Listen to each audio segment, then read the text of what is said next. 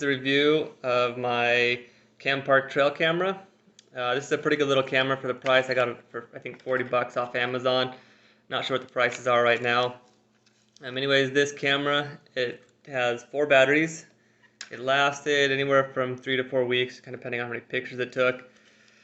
For the price, I'd say it's definitely worth it, especially if you're hunting public lands where somebody might end up stealing it from you.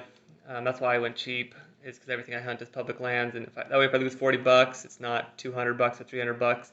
I'm actually going to make labels that I can put in here to say uses GPS tracking or something like that, so if somebody steals it, they'll think that I can get to them when really I can't. Anyways, it's got a couple different modes on it. It did take a lot of false pictures out there.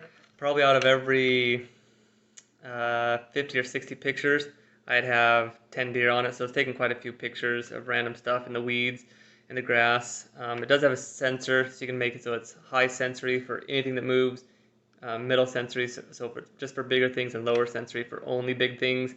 I had it on the lowest, and it was still doing that to me. But it did better than my other trail camera that I bought this year. So here it's got a teeny little display, which I'm not a huge fan of. My other trail camera has a pretty big one, but there's a little switch on the bottom here. Not sure if you can see that. Then it's got off. It's got testing, so you can get your menu and everything. And it's got to the far right, so it actually start taking pictures. In the center, so it's got quite a few little things. You can set it for time, so it only takes pictures during certain times of the day. So it takes a certain amount of videos, lengths of videos, how many pictures, how often they take the pictures, so every 5 minutes if you want to do a screen lapse.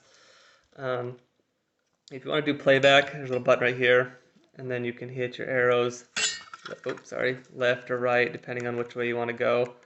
So let me see if I can find one that's got a deer or something in it real fast. So I got 900 pictures here, and probably a fraction of them are of actual deer coming by. I picked up a lot of birds that I had sitting on my feed.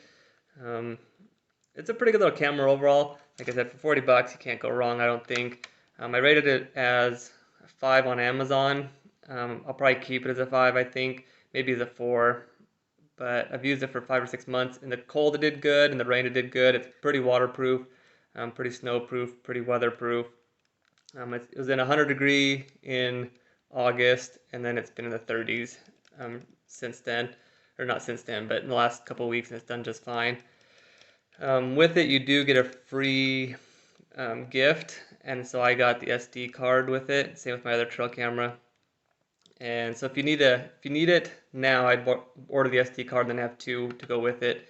If you don't need the SD card right now, I would wait and get it as your gift. So I'm still looking here through my pictures to see what I can find.